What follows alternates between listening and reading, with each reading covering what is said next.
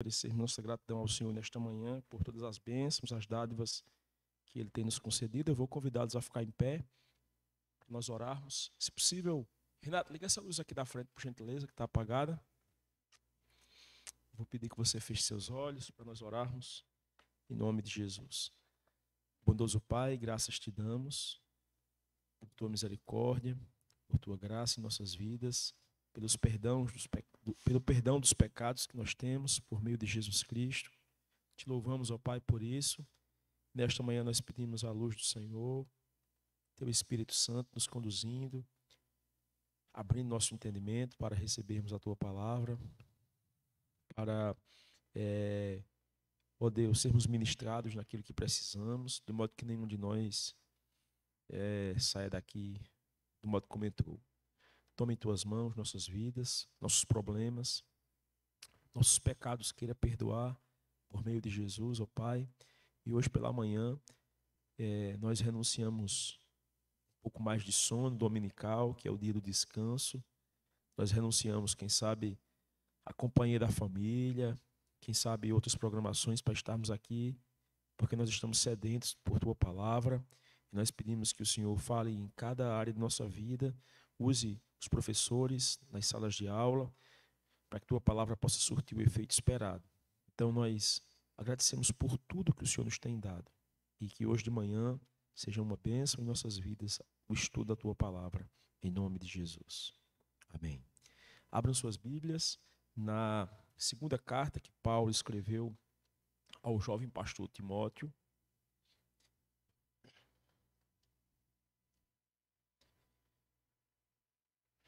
Segunda Timóteo, queira comigo, por favor, ler o capítulo 3 dessa carta, verso 10 em diante, e perceba a instrução que o jovem pastor recebe por parte do velho, experiente apóstolo, que estabelece um contraste aqui entre o modelo do mundo dos últimos dias e o modelo que Timóteo tem de seguir. Veja comigo, verso 10. Tu, porém, tens seguido de perto o meu ensino, procedimento, propósito, fé, longanimidade, amor, perseverança.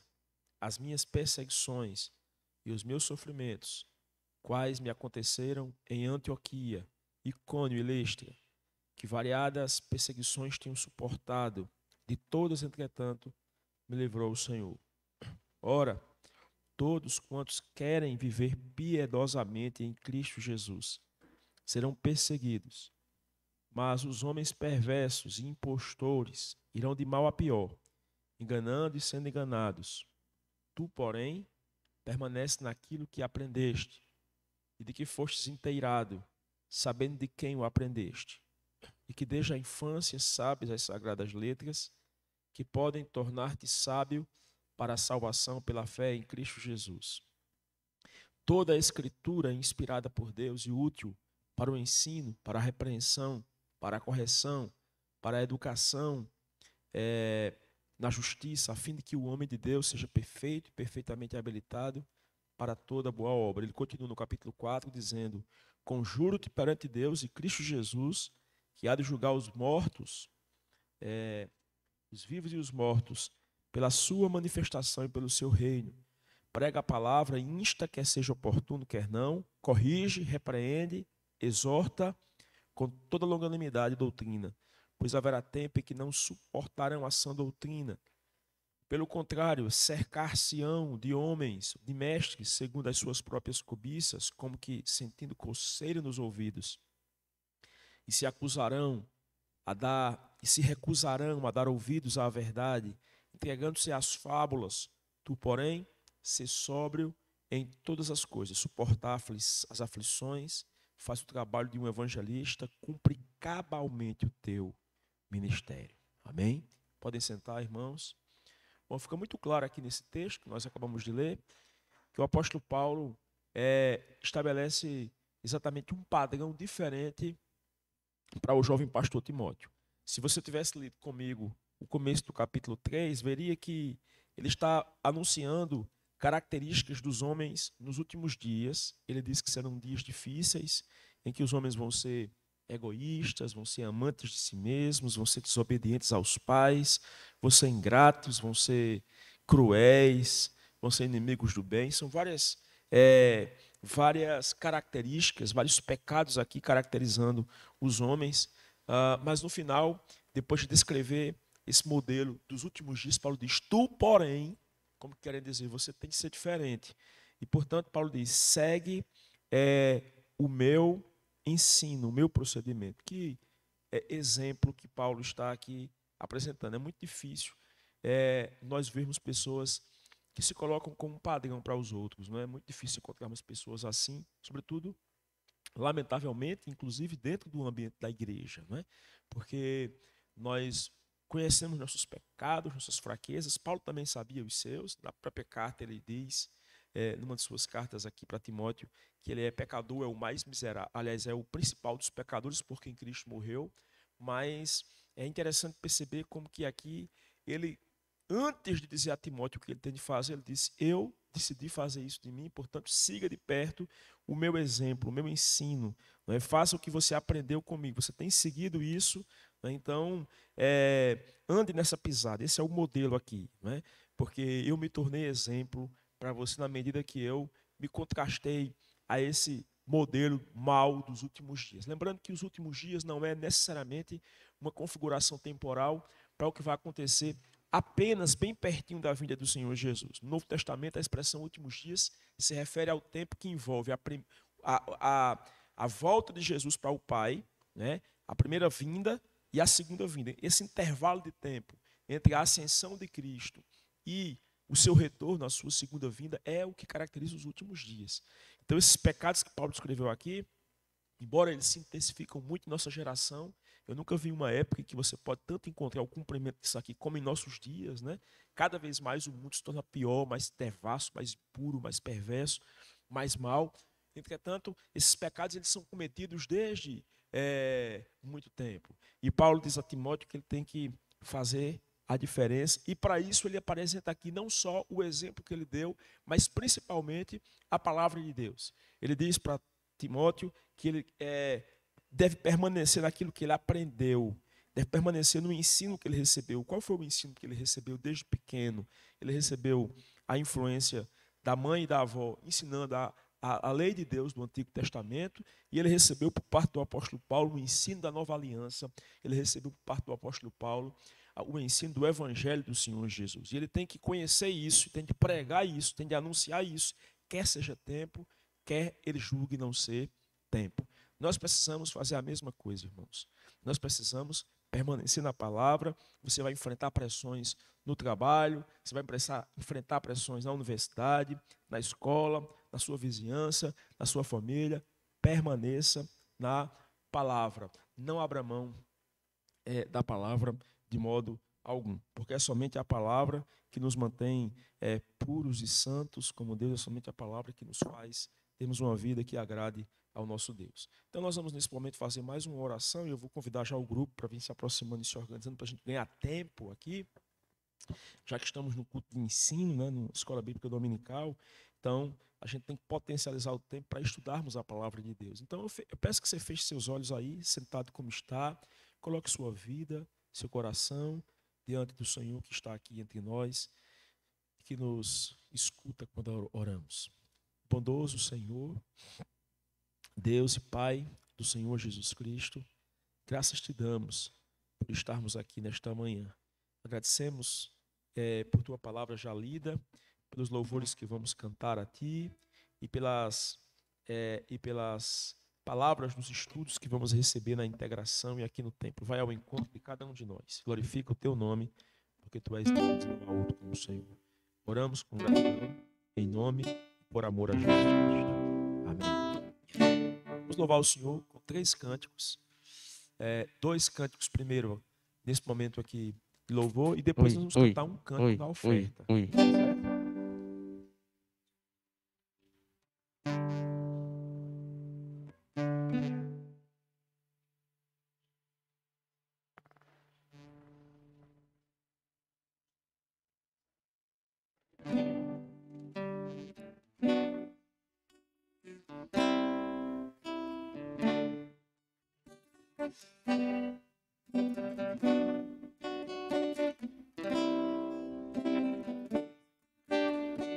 Graças e paz, irmãos, amém?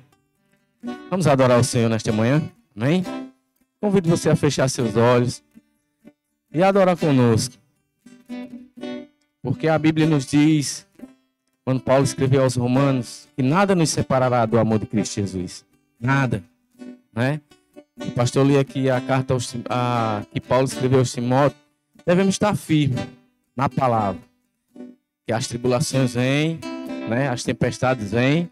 Mas se você estiver firme na palavra, se estiver firme em Cristo, ainda que se levante, mas o Senhor vai segurar nas tuas mãos e vai fazer com que você passe por tudo isso. Amém? Separará do amor de Cristo, será tribulação, angústia ou perseguição, fome ou nudez, perigo ou espada. Você pode nos ajudar? Quem nos separará do amor de Cristo? Será tribulação, angústia ou perseguição, fome ou nudez, perigo ou espada. Porque eu estou bem certo? Porque eu estou bem certo que nem de morte, nem vida, nem anjo, nem principados, nem coisas do presente ou do porvir, nem poderes, nem altura, nem profundidade, nem qualquer outra criatura poderá nos separar do amor de Deus que está em Jesus Cristo, nosso Senhor, que está em Jesus Cristo, e nada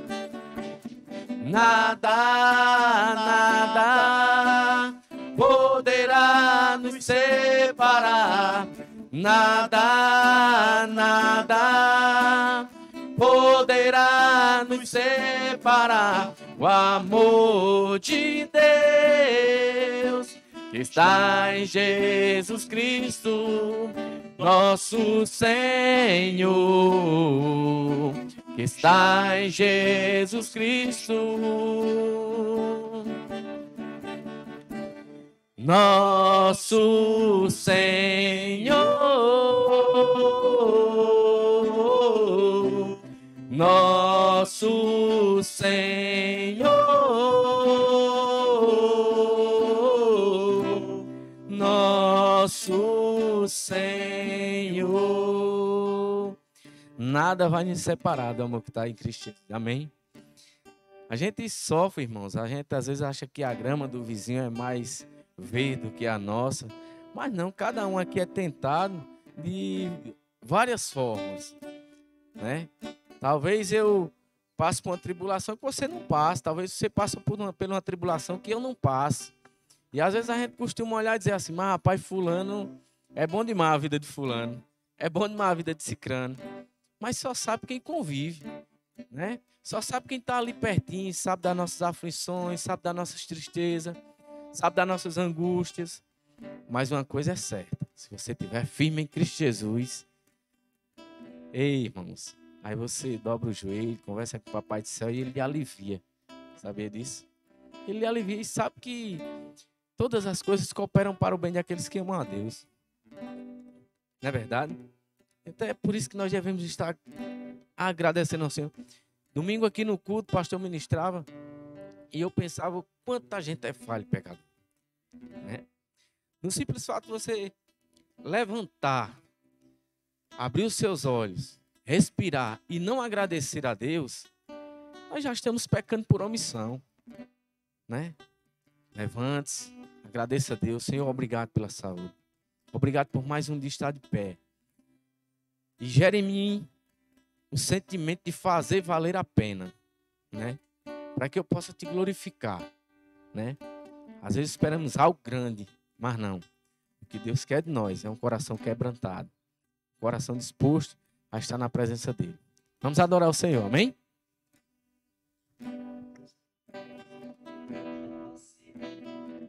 É tão difícil, Senhor, a gente tem que ouvir acusações do vil tentador. Lembranças do passado vêm e querem me fazer parar, ou mesmo palavras de alguém que não quer na gente acreditar. E quase parando sem força e vigor, a gente lê a palavra e encontra bastante poder para vencer, continuar a jornada e ver que o passado ficou para trás, pois Cristo na cruz tudo já venceu, e saber que dele não lembra mais. Eu canto pra glória de Deus. Nenhuma condenação há para quem está em ti, Jesus, pois a vida coberta está pelo sangue que desceu da cruz. É certo que provas irão, investida num vil tentador, mas nenhuma condenação há para quem está em ti, querido Senhor.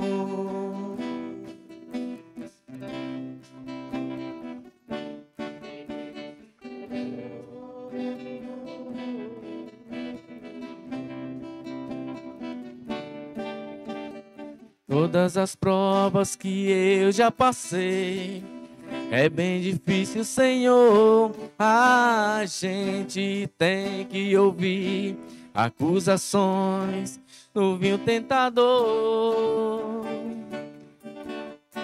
Lembranças do passado vêm e querem me fazer parar, ou mesmo palavras de alguém que não quer na gente acreditar. E quase parando sem força e vigor, a gente lê a palavra e encontra bastante poder para vencer, continuar a jornada e ver que o passado ficou para trás, pois Cristo na cruz tudo já venceu, e saber que dele não lembra mais. Cantamos pra glória de Deus. Nenhuma condenação há para quem está em ti, Jesus, pois a vida coberta está pelo sangue que desceu da cruz. É certo que provas irão, embecida num vinho tentador, mas nenhuma condenação há para quem está em ti, querido Senhor.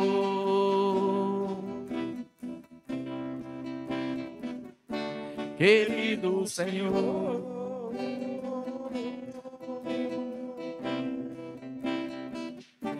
Querido Senhor.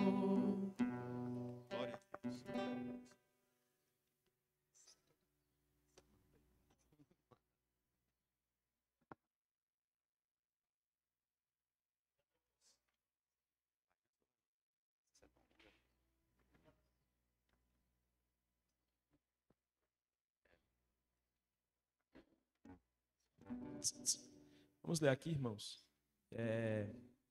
Na carta que Paulo escreveu ao jovem, aliás, à igreja de Corinto, segunda carta, Paulo, à igreja de Corinto. Vamos ler aqui o capítulo 9, verso 6. Aqui apóstolo Paulo está motivando a igreja a colaborar para uma campanha para os cristãos pobres da Judéia.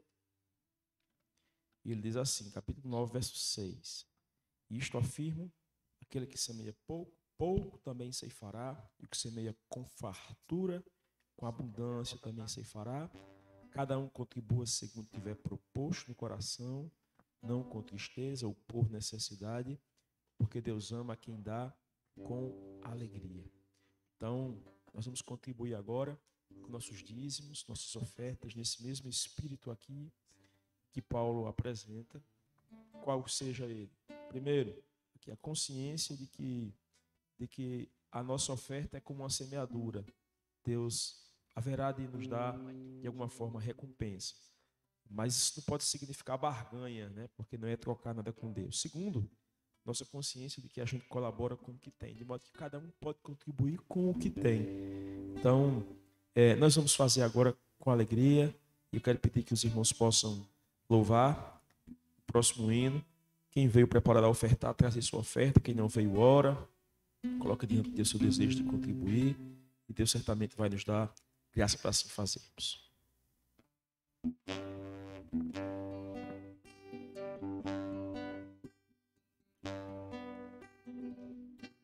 Eu sei que não há nenhuma aprovação maior do que eu possa suportar,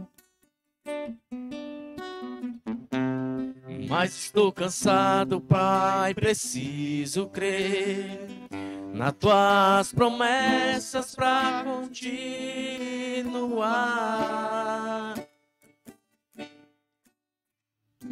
Eu sei que me livraste das acusações, mas estou cansado de chorar. Espírito Santo, vem me renovar. Só tua presença pra me alegrar. Os planos de Deus, os planos de Deus são maiores que os meus, tão grandes que não posso imaginar.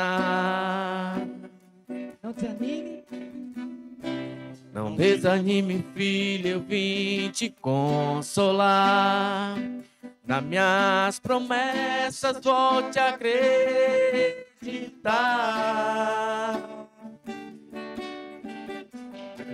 Os planos de Deus são maiores que os teus, por isso vale a pena acreditar. O dia está chegando, eu vou te renovar. Na minha presença tu vai prosperar.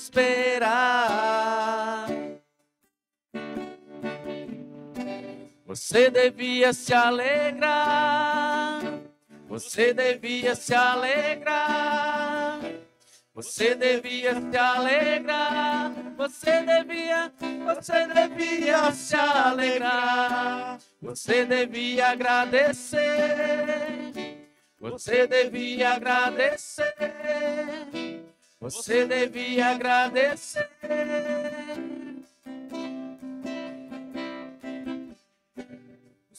os de Deus são maiores que os teus,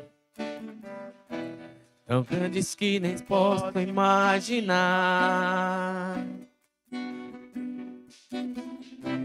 Não desanime, filho, eu vim te renovar. Minha presença te acreditar. Os planos de Deus são maiores que os teus, tão grandes que não podem imaginar. Não desanime. Não desanime, filho, eu vim te consolar. Na minha presença tu vai prosperar. Você devia se alegrar. Você devia se alegrar. Você devia se alegrar. Você devia se alegrar. Você devia se alegrar. Você devia agradecer. Você devia agradecer. Você devia agradecer.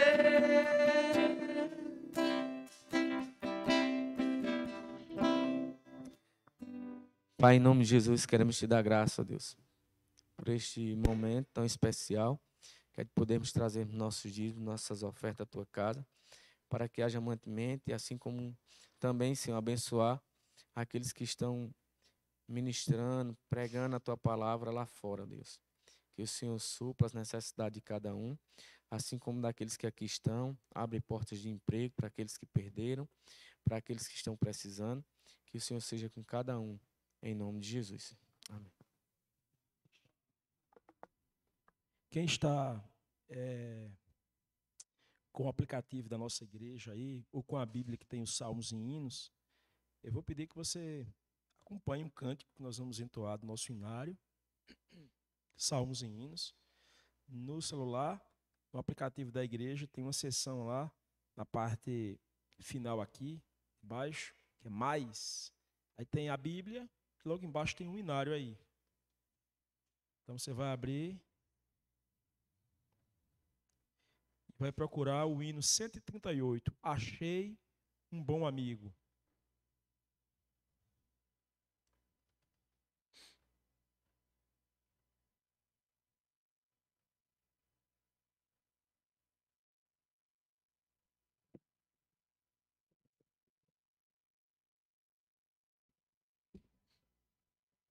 Ok.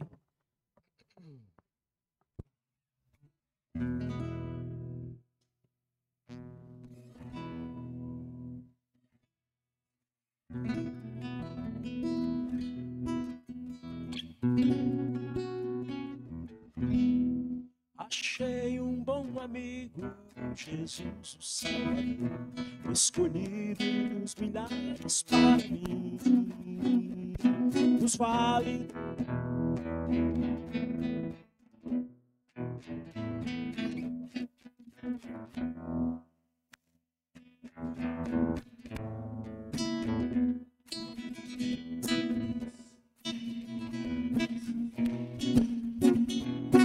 Vales é o lírio, a estrela da manhã, escolhido dos milhares para mim. Levou minhas dores todas, as mágoas lhe entreguei. Dele tenho um firme abrigo em tentação. Deixei por ele tudo, os ídolos queimei. Ele faz-me puro e santo coração. Que o mundo me abandone e persiga o tentador. Meu Jesus me guarda até da vida ao fim. Dos vales é o lírio, a estrela da manhã, escolhido dos milhares para mim. Não desampara nunca, nem me abandonará. Se fiel e obediente aqui viver, em toda mim se acampar, quem me protegerá? Até quando face a face eu possa ver. Nos céus então entrando na glória eu ficarei, com Jesus meu Salvador gozando enfim. Dos vales é o lírio, a estrela da manhã, escolhido dos milhares para mim. Escolhido dos milhares para mim. Escolhido dos milhares para mim.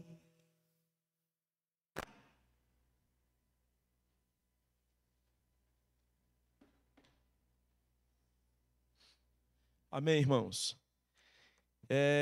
Nós estamos estudando na nossa escola dominical sobre a Cosmovisão Cristã. Essa revista que foi adquirida no começo desse semestre, né? Semestre letivo, não necessariamente o semestre do ano, né? E estamos, então, hoje, iniciando a 11ª lição, que vai ser ministrada pelo nosso querido presbítero Aldo Alessio. Mas eu gostaria de encaminhar o pessoal da integração, os novos convertidos ou candidatos ao batismo, nossos filhos, que ainda não se batizaram, de repente, acompanharem o presbítero lá atrás. Ele vai ministrar para eles a lição da integração desta semana. E antes de passar ao presbítero Aldo Alessio, só resgatando o modo como nós temos estudado a cosmovisão cristã acerca da sexualidade, é importante mencionar que essa lição, por julgar demasiadamente importante esse tema, tem distribuído o assunto em 4 lições. E essas 4 lições estão sendo apresentadas conforme o que nós estudamos aqui no começo das nossas lições dessa própria revista, que apresenta, então, uma tríade doutrinária que nos faz perceber que tudo na cosmovisão cristã é interpretado a partir dessa tríade, qual seja ela: criação, queda e redenção. Ainda é preciso falar da consumação, que seria o 4º ponto da reflexão teológica cristã. Certo? O que é que isso significa? Deus nos criou, no começo tudo era puro e bom, mas o homem caiu, queda, e se tornou corrupto, pecaminoso, desobediente. Em função disso, muitas consequências ruins se manifestaram no mundo em que nós vivemos, inclusive sobre coisas boas, né? Então, até aqui a gente pode pensar: Deus criou o casamento puro e bom, criou o sexo para ser uma experiência maravilhosa para o casal. A sexualidade é um dom de Deus, é um presente de Deus para o prazer, para a felicidade do homem, para o bem-estar do casal. Mas, ao mesmo tempo, o homem caiu em pecado e isso trouxe consequências para a queda do homem, para a vida do homem, para a natureza humana, para todas as dimensões, inclusive para a sexualidade. Por isso há tanta corrupção. Até agora nós estudamos esses 2 elementos. A princípio, não é possível, seria injusto, seria uma heresia dizer que o sexo é mau, que ele é impuro, que ele é, digamos assim, algo pernicioso. Por natureza, não. Na origem, Deus criou para o bem-estar do casal, na experiência do casamento, para a felicidade e o prazer, para a reprodução humana, para a felicidade, inclusive, do casal. Agora, nós vimos no último encontro, em que tratamos da revista, que o homem caiu em pecado, e porque ele caiu em pecado, então ele passou a dizer assim: meu corpo, minhas regras.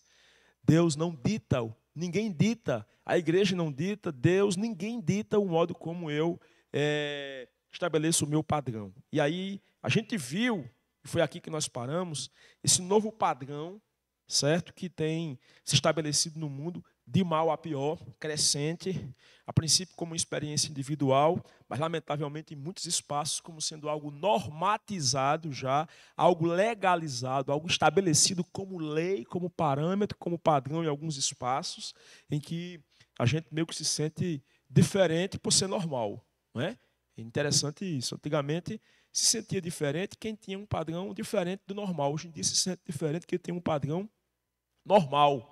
Certo? Quem se propõe a viver a sexualidade de acordo com o modelo de Deus. Por exemplo, alguém quer casar. Aí alguém diz assim: mas rapaz, tu é louco, é? Um dia desse eu ia fazer um casamento de alguém, aí alguém disse: mas rapaz, hoje em dia só quem casa é passarinho. Não é? Quem é doido de casar hoje em dia? Veja, o casamento passou a ser uma coisa vilipendiada. É muito melhor você ficar com várias pessoas e transar com várias sem nenhum compromisso, ter compromisso com ninguém. A música já diz, né?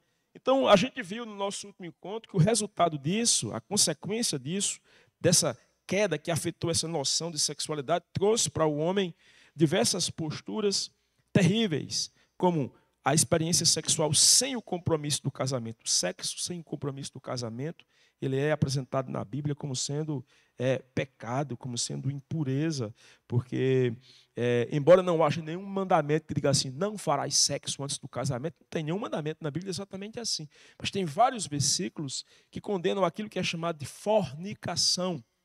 E o que é fornicação? É a experiência sexual sem o vínculo do casamento. É a prostituição, que não é o ato de alguém estar na rua vendendo o corpo. Na Bíblia é muito mais que isso. É a sexualidade sem a pureza do casamento. Não é? Então, porque o apóstolo chega a dizer que aquele que se deita, por exemplo, com uma prostituta, se torna uma só com ela.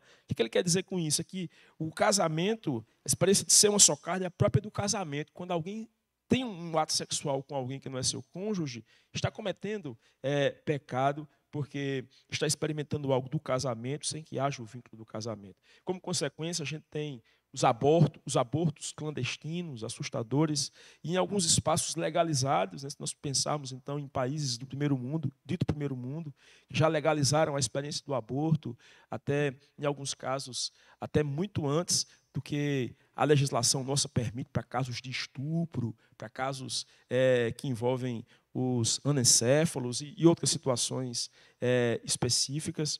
Então, infelizmente, o aborto é discutido na nossa sociedade apenas como um problema de saúde pública, quando na Bíblia Sagrada não seria assim tratado. Ainda que se torne um problema de saúde pública, é muito mais do que isso. É o ato de você tirar a vida de um ser que Deus dotou de vida a despeito do modo como ele tenha sido produzido, nesse caso específico aqui, especificamente do ponto de vista de uma sexualidade sem regra, uma criança que foi provocada de qualquer maneira. Então, se ela não é bem-vinda, ela é simplesmente tirada e pronto. Infelizmente, é assim que o nosso mundo trata. As consequências disso, nós vimos no nosso último encontro, são crianças expostas a uma sexualidade precoce. Então, nós temos que ter muito cuidado com esse aparelho aqui. Tome muito cuidado com esse aparelho dos seus filhos. Fiscalize ele. Criança não tem que ter segredo com os pais. Você tem que ter acesso às senhas. Acompanhar o histórico de conversas. Verificar se está apagando as conversas que tem com você em casa. Certo? Você não, desculpa, com os amigos, nos grupos que faz parte, verificar quais são os grupos que fazem parte, acessar o histórico do navegador de internet. Importante aprender, se você não sabe fazer isso, aprender como visitar o histórico. Meus irmãos, nós temos que ter muito cuidado com isso. Uma época dessa, um pai deparou-se com uma conversa de uma pessoa de fora, não é? De outro estado, que mandou mensagem para a filha dela, aliás, para o filho dele, no Instagram, oferecendo sites pornográficos para que o filho tivesse acesso. O pai ficou assustado quando verificou o histórico lá do celular e viu um menino novo, criança ainda, vendo sites pornográficos envolvendo pornografia homossexual, pornografia lésbica, pornografia entre heterossexuais. E o pai ficou surpreso, porque nunca imaginava que o filho, tão pequeno ainda, tivesse acesso àquelas informações. Então, o bom mesmo é que nós instalemos, para o celular dos nossos filhos, aplicativos de supervisão. O Google, por exemplo, oferece o Família Link, que faz com que você possa acompanhar e autorizar seu filho a ter acesso a alguns aplicativos. O bom é que a gente faça isso. Mas se você não sabe administrar isso, é ter acesso constante, é acompanhar realmente as postagens, porque nossos filhos estão expostos, irmãos, cada vez mais a esse tipo de revolução que o mundo apresenta, que é contrária àquilo que a palavra de Deus estabelece. Então, as mulheres também sofrem consequências. Eu estou apenas resgatando isso para passar para a Aldo Alessio, para a terceira lição desse assunto. Mas as mulheres também sofrem uma exposição que é produto também do movimento feminista muito grande, que faz com que a mulher queira ser quase que um homem também, igual a um homem, certo? A gente vê a própria pornografia submetendo a mulher a um processo de humilhação. Na época dessa, eu estava no meu trabalho e eu recebi um artigo não crente, um artigo, não é nem um artigo, desculpa, era uma entrevista com uma atriz pornô americana que havia abandonado a pornografia, e ela chorava e contava da tragédia que era fingir prazer quando, na verdade, ela era apenas um objeto. e ela chorava e dizia dos traumas que carregava para toda a vida dela, porque ela havia se exposto àquele perfil de trabalho. Então, muitas vezes, nossos filhos estão crescendo, tendo acesso a um modelo de sexualidade que humilha a mulher, que põe a mulher como sendo apenas um objeto para o homem. E, lamentavelmente, por um outro lado, as mulheres sofrem também consequência do movimento feminista que impõe para elas um outro modelo de independência do homem, que, por favor, nunca me tenha por machista. Ao apresentar o modelo da palavra de Deus, eu nunca vou legitimar a violência doméstica, ignorância, a inoperância do homem nos serviços domésticos de casa, a falta de participação do homem, por exemplo, como protetor da mulher, como aquele que cuida dela. Nunca vou deixar de apresentar isso, porque o contrário disso não é o equilíbrio bíblico. O contrário disso é machismo, né? O contrário de um padrão que coloca o homem para participar, para atuar. Isso não é o modelo bíblico. O modelo bíblico é o homem com a mulher, o homem liderando e protegendo e cuidando da mulher. Mas, infelizmente, o movimento feminista apresenta um outro modelo, né? E coloca num bojo só o padrão da Escritura e aquilo que a gente trata como machismo, que envolve violência, que envolve feminicídio, que envolve maltrato à mulher, que envolve a ausência do homem na liderança do lar. E nós não seguimos esse padrão. Nós nem estamos para o machismo, nem estamos para o feminismo.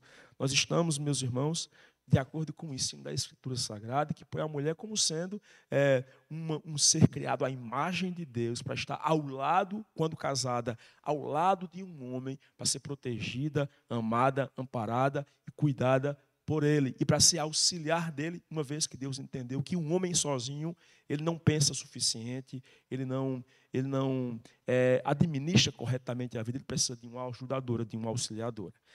Então, para o homem também não deixa de ter prejuízo, né? Então, como dito aqui, o consumo de pornografia cresce a cada dia, gerando milhões de homens, mas também não menos mulheres viciados nessa experiência. E muitos homens, infelizmente, nossa geração, motivados por todo o processo ideológico que está por trás de muitos movimentos, acabam, então, perdendo a sua consciência de provedor do lar, deixando de assumir a função de quem, por mais que ganhe menos do que a mulher, nunca se sente sem a responsabilidade de trabalhar para sustentar, de liderar o lar, de proteger o lar, de alguma forma, de cuidar da mulher e dos filhos. E, lamentavelmente, cada vez mais é possível se falar de uma cultura de feminilização dos homens. Homens que adquirem não só trejeitos, mas também, meus irmãos, perfis femininos no ambiente doméstico, que não assumem o papel de cabeça, de patriarca, no sentido de protetor, de cuidador, de defensor, de sustentador do lar. Então, eu espero que, ao ouvirmos agora a próxima lição, nosso presbítero vai compartilhar conosco, em que nós vamos começar a ver, então, lampejos da redenção na sexualidade humana, nós sejamos motivados como homens e como mulheres, como jovens casados ou como homens e mulheres, como jovens solteiros ou como homens e mulheres casados, assumamos nosso perfil enquanto cristãos nessa geração tão má em que vivemos. Eu passo a palavra ao presbítero Aldalécio e espero que você seja estimulado a aprender a palavra de Deus nessa noite, nessa manhã.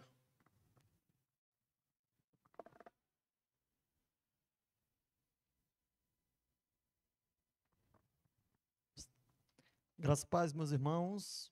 Bom dia a todos. Abrimos nossas Bíblias aí no carta que Paulo escreveu aos Romanos, no capítulo 5. A gente lê aqui os texto bíblico que nos foi proposto pela revista. A lição é a lição número 11. Está na página 62 da nossa revistinha, né? Que ainda não adquiriu, ainda é possível adquirir a revista com o Diácono Ângelo.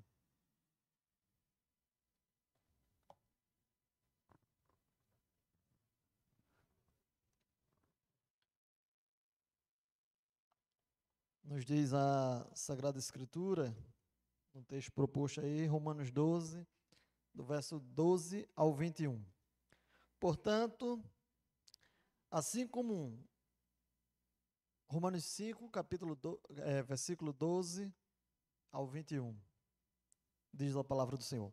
Portanto, assim como por um só homem entrou o pecado no mundo, e pelo pecado a morte, assim também a morte passou a todos os homens, porque todos pecaram. Porque até o regime da lei havia pecado no mundo, mas o pecado não é levado em conta quando não há lei.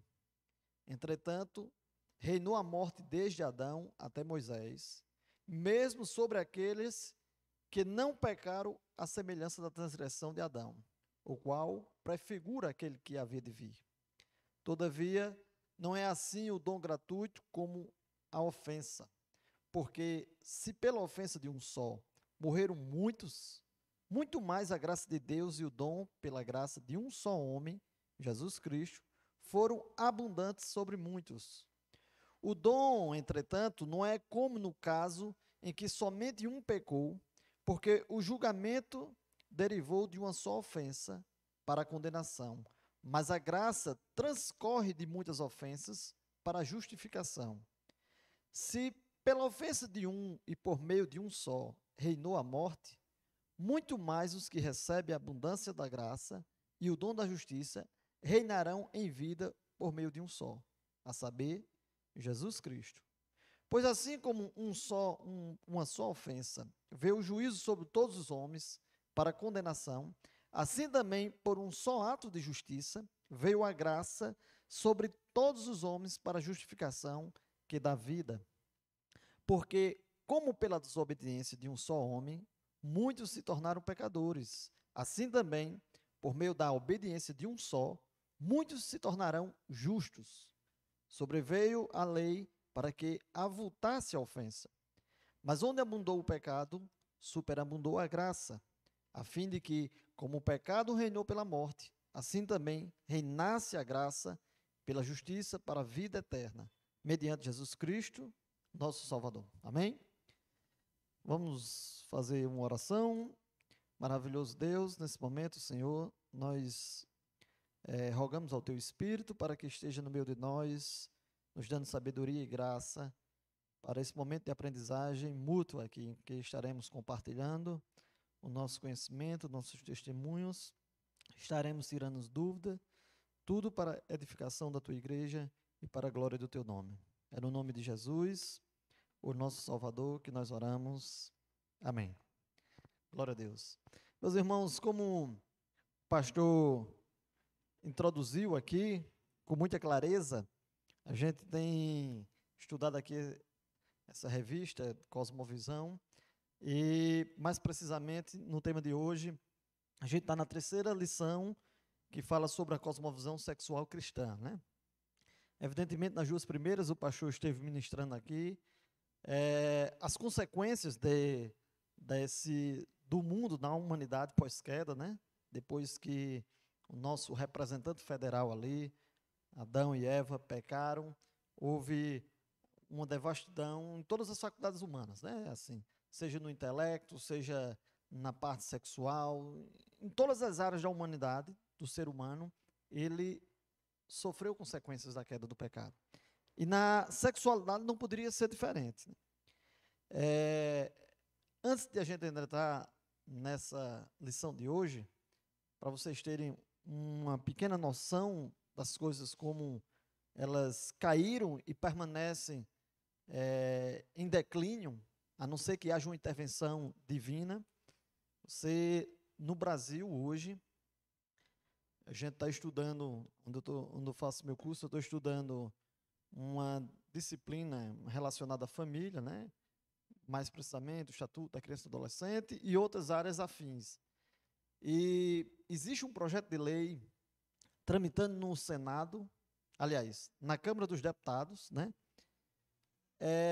Eu acredito que talvez ele não passe nesses próximos 2 anos, né? Por conta que o governo que a gente tem hoje, com todas as suas falhas, como todo governo tem, nessa área, ele tem sido um defensor de alguns princípios, né? Então, eu acredito que, pelo momento, esse projeto ele não veio a ser votado na Câmara dos Deputados, mas ele já está com mais de 5 pareceres aprovados, esperando a oportunidade para ser votado. É o Estatuto da Família do século XXI. É uma verdadeira aberração, tá? Sim, a gente está tendo a oportunidade de dar uma estudada, né? Se a gente trouxesse aqui para a lei, você poderia dizer, não, mas isso aí não vai passar nunca, né? Talvez não passe agora, nesse momento, como eu estou dizendo. A gente está vivendo um momento meio assim, conturbado, né? De tantas ideologias, de um lado esquerda extremista, do outro lado a direita extremista, mas a coisa boa dessa história aí é que esses pontos relacionados mais a alguns princípios e alguns conceitos relacionados às crenças cristãs, os valores famílias, eles estão sendo um pouco colocados debaixo do tapete ali, né? Mas isso não quer dizer que eles estão mortos, né? Eles estão adormecidos. Então, existe um projeto de lei que chama-se o Estatuto da Família do século XXI, que o último parecer que teve, por exemplo, foi de um cara bem conhecido, um deputado, e que muita gente gosta dele, que é o Túlio Gadeira, né? Casado com a Fátima Bernardes. Nesse estatuto está previsto ali a poligamia no seio da família, né? Você poder casar com mais de uma pessoa. Isso é uma das poucas coisas que tem nesse estatuto, que está lá, como eu posso dizer, está adormecido, né? Mas não está morto, né? Ele está funcionando, ele está andando. Está andando, mas, no meu entender, eu acredito que nessa gestão, talvez ele não entre em pauta, mas isso não quer dizer que ele vai ficar ali por muito tempo. Isso é só um reflexo do que a gente está vendo e pode ver futuramente devido à queda do homem, né? Isso escandaliza a gente, mas quando a gente tem uma cosmovisão cristã, baseado na criação, na queda, a gente sabe que tudo é possível na potencialidade do pecado humano. Mas como o pastor bem disse, né? Nem tudo são espinhos, né? Há uma notícia boa que é as boas novas do Evangelho. É a redenção através de Cristo, né? Embora a gente viva nesse mundo tão difícil, tão conturbado, a gente também pode vivenciar um momento de uma redenção através de Cristo. E a lição de hoje, ela tem esse objetivo, de fazer com que, tá aí os pontos aí, a partir dessa aula, a gente possa saber qual é o plano de Deus para redimir a natureza caída, né? Incluindo a sexualidade, ou a gente pode não saber, porque a gente, na verdade, é bem instruído aqui, talvez a gente já saiba, muitos de nós, mas a gente pode estar relembrando e ratificando cada vez mais esse entendimento acerca do plano de Deus para redimir a natureza caída. A gente também vai perceber, né? Eu espero que a gente perceba, através dessa lição, e como a gente está numa escola bíblica, aqui não é um monólogo, tá entendendo?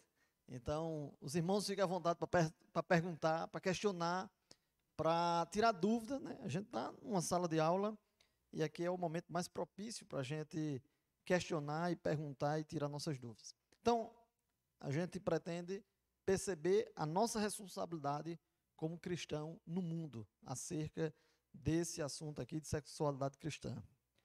E os irmãos, já vou logo deixando a deixa para que vocês participem, né? Não fique só olhando para mim, não. Participe, embora eu não seja o detentor do conhecimento aqui, jamais, né? Eu estou aqui apenas tentando compartilhar, mas na verdade estou também para aprender, porque a gente está numa sala de aula aqui, então há uma mutualidade aqui de conhecimento. E, por fim, a gente pretende notar as implicações da tensão do já e ainda não na vida cristã, né? É um termo estranho, né? Já e ainda não. Eu acredito que vocês já ouviram falar isso aí.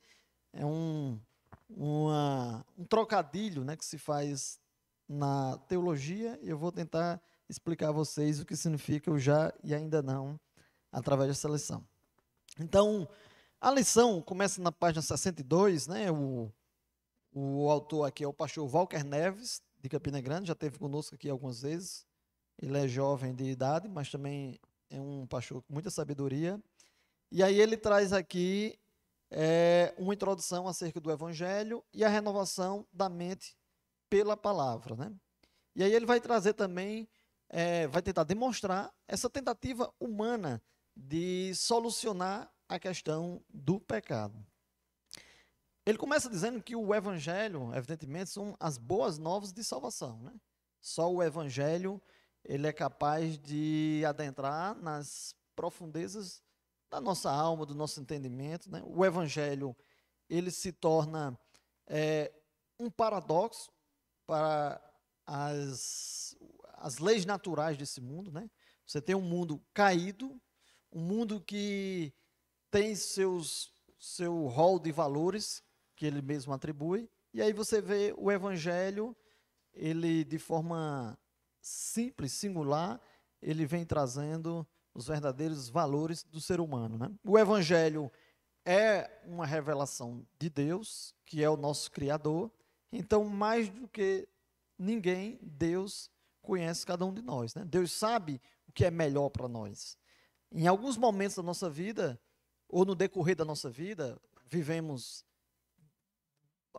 por debaixo dessas, como é que eu posso dizer, dessas consequências do pecado. A gente vive subjugado a essas consequências que são inevitáveis por conta da queda. Então, muitas vezes a gente acha que a gente precisa ser de uma forma, precisa de alguma coisa, mas na verdade o nosso Criador, aquele que criou a gente, é que sabe o que é melhor para nós, né? E às vezes o Evangelho, muitas vezes, na maioria das vezes, ele se torna um desafio, porque esse mundo caído vai na contramão do Evangelho, né? Não é o Evangelho que vai na contramão do mundo caído. O mundo caído ele vai na contramão do Evangelho. Então, só o Evangelho é capaz de fato, restaurar a nossa mente e trazer a nossa mente novamente, renovando, através da palavra de Deus, para que a gente possa compreender as nossas limitações e nossa potencialidade de pecador.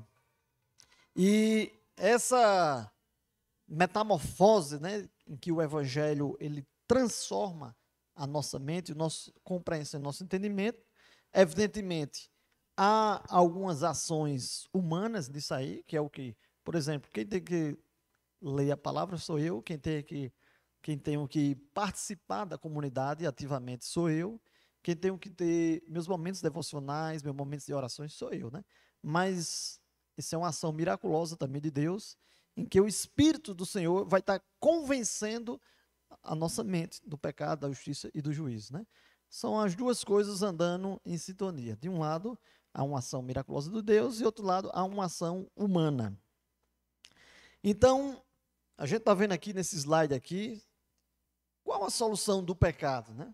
Essa pergunta aqui, talvez só a pergunta ficaria na nossa mente, né? Qual é a solução do pecado? E aqui traz duas soluções, não é a do Evangelho, evidentemente, são as soluções da tentativa humana, né? Do próprio mundo de solucionar o pecado. E, meus irmãos, eu sou bem sincero com vocês, que essa primeira, em relação à educação, ela foi por muito tempo um dilema na minha vida, quando eu conheci o Evangelho.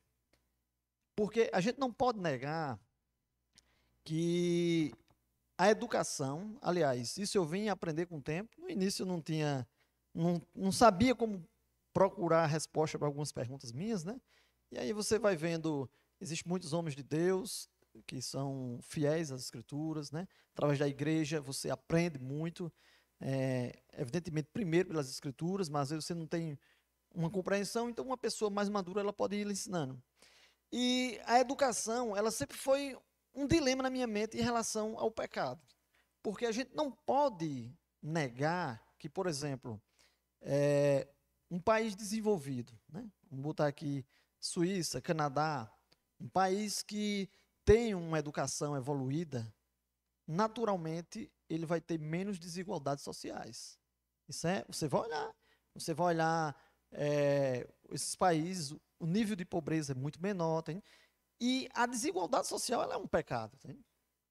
Você vai ver diversos pecados, né, que poderiam estar mais presentes, que através da educação você vê pelo menos esses pecados de forma macro, né, não individuais, pecado assim que envolve toda a sociedade, com a educação, você vê que alguns desses são neutralizados, né? Isso era uma dúvida para mim. E foi que eu fui estudar e eu compreendi que a graça comum, ela neutraliza alguns pecados, né? Não os pecados individuais. A gente vai ver ainda em relação a isso aí. Por exemplo, o governo, né? Governo do Brasil ou de qualquer canto no mundo. O governo, ele é uma graça comum. Tá? Deus permite que certos homens governem, alguns conseguem diminuir uma desigualdade social, outros conseguem frear alguns tipos de ideologia. Isso não deixa de ser um refreio a alguns tipos de pecados sociais, né? Isso é fruto de quê? Da graça comum.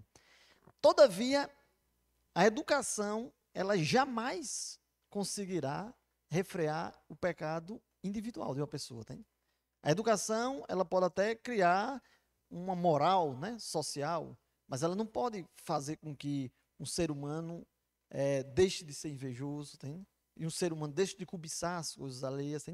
Então, a graça comum, por mais que ela refreie alguns pecados, ela jamais será eficiente para a salvação. A graça comum, ela é abundante em todo o mundo, né? Todo mundo, seja o cara mais ímpio do mundo, ele desfruta dessa graça comum, né? Afinal, por exemplo, se você for ler nas Escrituras, Deus faz cair chuva para justos e injustos, né? O cara pode ser o cara mais ruim do mundo. Ele plantou, Deus abençoa ali, nasceu, prospera, são graça comum.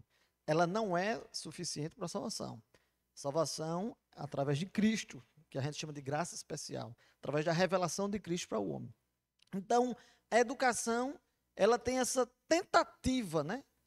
E aí, aparentemente, algumas pessoas confundem e terminam abraçando a causa da educação como sendo a solução para o pecado, né?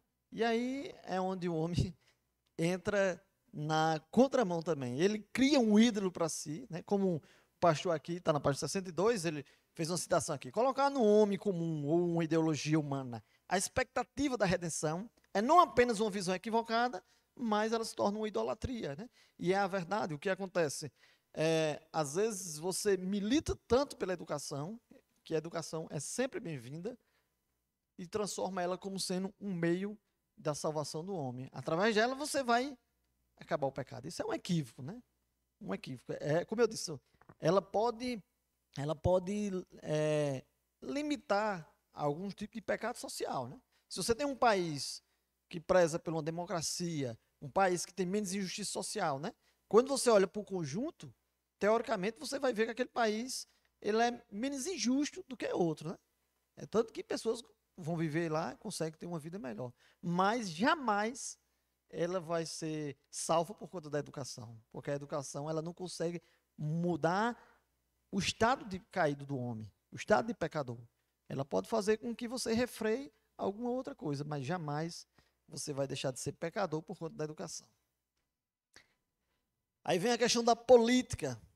Essa é uma outra solução que alguns homens piedosos, homens verdadeiros, eles começam a abraçar a causa com tanto vigor que termina criando uma idolatria para si mesmo através da política.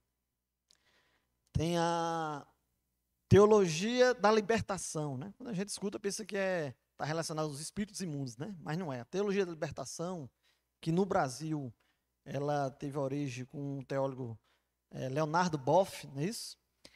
Ela propõe uma libertação de classes sociais. E ela faz uma leitura equivocada. Por exemplo, ela vê uma pessoa em estado de pobreza como sendo uma escrava da elite, né? Então, ela faz uma leitura em que o pecado para essa classe pobre, né, que vive em sofrimento, ele vai fazer uma leitura de pecado diferente do rico, né? Evidentemente que em alguns casos, é claro, né? Por exemplo, o cara é pobre, vive num estado de miserabilidade, talvez a leitura que ele faça, ou os pecados dele, sejam diferentes do rico. Mas isso não quer dizer que um não é pecador e o outro não é Ou um é o demônio do outro, que não tem nada a ver, né? Um rico, ele não vai cobiçar uma coisa pequena de outra pessoa, né? Assim, querer um furto, um roubo, uma coisa besta, né? Mas ele tem os seus pecados também, nas suas proporções, né? Do mesmo jeito, o pobre tem. E essa leitura, principalmente da teologia da libertação, ela faz com que a política se torne o Deus que vai resolver a questão do pecado. Então, aí é onde vem as ideologias, né?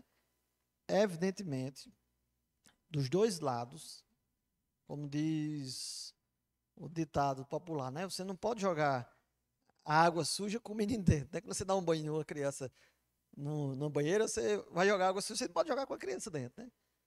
Há coisas que são louváveis dos dois lados, né? Por exemplo, no campo da educação, né? A educação, ela ajuda a compreensão de muitas coisas, né?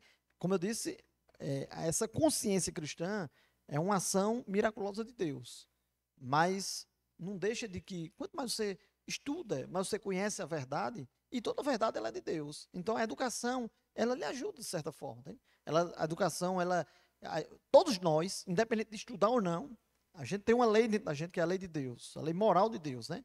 Isso é admitido em todo canto, inclusive nas academias. Né? Eles não fazem a leitura de Deus, mas eles dizem que o homem tem uma moral dentro dele. E essa moral, a gente sabe aqui que é a lei de Deus dentro da gente.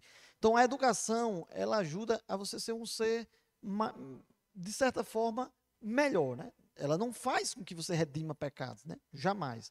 E nem vai sair do estado de caído. Não, você pode ser uma pessoa menos ruim do que outra, né? Pode buscar promover justiça, mesmo sendo um ímpio. Você pode buscar promover justiça. Isso é coisa boa. Então, há verdades, onde houver a verdade, ela é a verdade de Deus. Então, há coisas boas nessa questão da educação e há coisas boas na questão da política. Promover a justiça social é bíblico, tem? Constantemente as escrituras ela vai estar promovendo. Você vê desde a lei de Moisés, né, que mandava guardar uma parte do terreno para aqueles que não tinham. Tudo isso é promoção de justiça social, né? A gente não pode pegar o pacote e jogar no lixo, de maneira nenhuma. Você tem que ter sabedoria. Agora, o que você não pode fazer também é o contrário, é você agarrar como sendo um Deus que vai solucionar todo o problema. Isso aí você não pode fazer, senão você cai na idolatria. E desprezar, você também despreza parte da verdade do evangelho também. Então, qual é a solução para o pecado humano? Esse aí é o paradoxo social, né, da humanidade. Os cristãos que recebem a graça de Deus compreendem que a solução do pecado, nada mais nada menos, a redenção está baseada na pessoa de Cristo. Quem não conhece vai ficar tateando no escuro, né? Vai tentar vislumbrar algumas coisas na educação, porque, como eu disse, é a graça comum, como também na política. Mas, no fundo, ele vai criar ídolos para ele, vai criar o Deus dele. Ao ponto de, como eu disse, alguns homens piedosos que estiveram no meio de nós, eu digo, no meio da igreja, terminaram apostatando da fé, porque abraçaram uma causa, embora, de certo ponto, uma causa lícita, que é importante também, promover justiça e tudo, mas ela jamais vai ser um Deus. Né? Então, essa visão, só quem traz é uma cosmovisão bíblica coerente com as Escrituras. E aí a gente entende que Jesus, ele é a solução para o pecado. Quando a gente vai lendo ali a carta de Romanos, né? Paulo escrevendo em Romanos. Paulo, ele vai falando ali, até o 11º capítulo, Paulo vai trazendo as doutrinas bases da fé cristã, né? Interessante que a igreja de Roma não foi Paulo que iniciou ela, tá, né? Quando Paulo foi lá, a igreja já existia, né?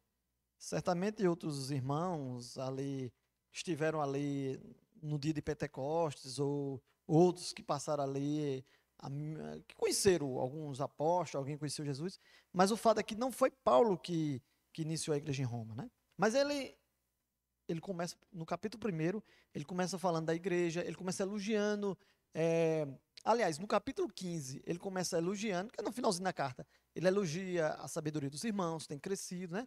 Mas me convém trazer à memória, mesmo que ele soubesse aquilo tudo, ele repetia tudo novamente. É o que a gente faz aqui, toda a nossa vida aqui na igreja, né? A gente aprende, começa o ano, e aí, pastor, vai pregar o quê? Vou pregar a mesma coisa que eu preguei o ano passado, no outro, porque o evangelho é o mesmo e vai sempre estar sendo pregado, né? Embora a gente saiba, mas é importante trazer a nossa memória. E aí, Paulo fala até o 11º dessas doutrinas básicas, chega no 12º, aí Paulo começa a falar da parte prática dessas doutrinas, né? É onde ele vem dizendo que a lei a gente ia apresentar um culto racional, né?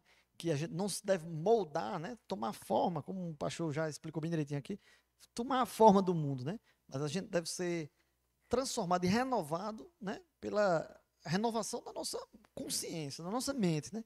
Então, só um exercício aí da palavra de Deus, né? Do ajuntamento, das nossas devocionais, nossas orações, né? Nós cremos, por isso nós compreendemos o evangelho, tá? E aí isso vai fazer com que a gente tenha uma renovação na nossa mente. Mas como é que é possível fazer isso? Só através da intelectualidade? De maneira nenhuma, né?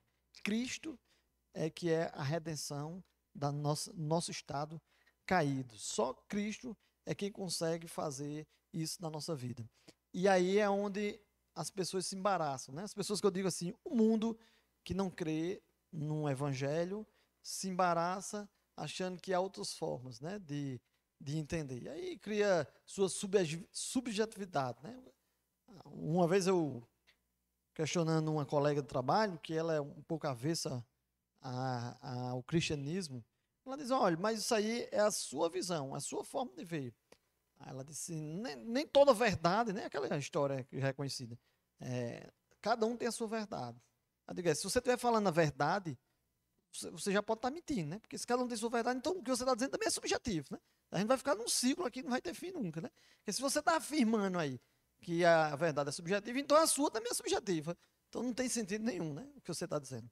A verdade é que existe a verdade de Cristo, né? E aí é difícil compreender, porque é necessário que haja essa ação miraculosa de Deus para que o homem compreenda. Então, primeiro ponto, em que consiste o evangelho na vida do cristão? Essa questão aí que eu falei, a prática daquelas doutrinas que Paulo falava ali aos romanos, em que consiste, né? Evidentemente, a gente entende aqui, já foi ensinado e continua sendo ensinado, ele consiste em que? Novo nascimento, né? Esse é o dilema de Nicodemos, né? Nicodemos conhecia toda a lei, né? Nicodemos não conhecia, como a gente pode dizer assim, o Novo Testamento, né? Porque não existia. Existia o Antigo Testamento, que é esse que está organizado nas nossas Bíblias, né? Ele conhecia tudo, mas era suficiente, porque Jesus disse, conhece toda a lei, né? Jesus questionou ele, o fato dele conhecer e não compreender, né? Porque a gente acha que só compreende se for um Novo Testamento. Claro, o Novo Testamento é a revelação mais clara, né? Mas toda a Escritura ela está harmoniosamente alinhada uma com a outra. Então Nicodemos deveria compreender o que era nascer de novo, né? E ele achou que nascer de novo era nascer naturalmente novamente do ventre da mãe, né? Mas não, é um novo nascimento, uma nova criatura, né? Como Paulo escreve lá aos Coríntios, né? Essa libertação espiritual, né? Não é uma libertação geográfica, né? Quando a gente vê esses deuses, né? Seja na educação, na política, seja nas ideologias, quando o homem tenta criar isso aí, ele mais parece com a saída do povo do Egito, né? Aquela saída geográfica que Moisés fez, que na verdade não libertava de fato o homem, né? A libertação verdadeira, ela vem em Cristo. É libertar das amarras do pecado, né? Ele dá uma nova consciência. Embora você não tenha nenhum movimento geográfico, mas você tem uma libertação espiritual na sua vida, né? Você tem novamente paz com Deus. Então, a libertação que o Evangelho traz, essa liberdade que ele traz, é a liberdade do pecado, né? Sair da lamação do pecado e vir para a maravilhosa graça de Deus, estar em comunhão com Deus novamente, em paz com Ele, né? Estávamos em guerra, estamos em paz novamente com Ele. O Evangelho, ele também consiste numa mente renovada pela palavra, né? Todos nós ocidentais aqui, talvez seja mais fácil a gente dar liberdade para ouvir o evangelho, né? E a fé, ela vem pelo ouvir, né? O ouvir, evidentemente, não é só de ouvido, né? Uma pessoa que é surda, ela pode ouvir o evangelho. Ouvir é ouvir e fazer com que você deixe a descer para o coração, como diz a história, né? Ouvir de verdade, dar ouvido ao evangelho. Então, você tem, por exemplo, nós ocidentais, nós somos, principalmente no Brasil, nós somos muito atacados por essa questão de pluralidade de crenças, né? A gente vai olhar a história da gente, nós mesmos aqui de Esperança, nós somos ensinados a vida inteira por diversas crenças diferentes. Essa mistura, né? Esse sincretismo religioso. O evangelho, primeiro, você tem que ser, como minha menina disse na rádio um dia desse, como uma criança, né? Apta para ser ensinada, né? Ensinável, né? Você não pode chegar diante do evangelho de coração duro, né? Resistente, senão você nunca vai compreender. Embora, mesmo que você venha, quando Deus quer, Ele tira o coração de pedra e põe de carne, né? Mas para essa mente ser renovada, a gente tem que estar apto a nos libertar dos nossos crentices, né? Muitas vezes a gente tem uma compreensão equivocada, mas a gente tem o tal do acho, né? Não, eu acho, né? E fica achando as coisas sem se submeter à verdade do evangelho, né? Há muitas coisas na minha vida que quando eu me converti, eu tinha dúvidas, né? Ainda tenho muitas, né? Mas tinha bem mais. Ainda tenho outras, né? Talvez eu não compartilhe com todo mundo, né? Às vezes eu só escrevo no meu caderno ali e fico com aquela dúvida. Não é pecado você ter dúvida, né? Pecado é você não se submeter à verdade do evangelho. Então, quando a palavra de Deus ela me diz uma coisa, eu não preciso duvidar, né? Eu preciso pedir a Deus para que eu possa compreender, né? Às vezes fica dúvida no meu coração, digo, Senhor, me dá a graça de compreender, né?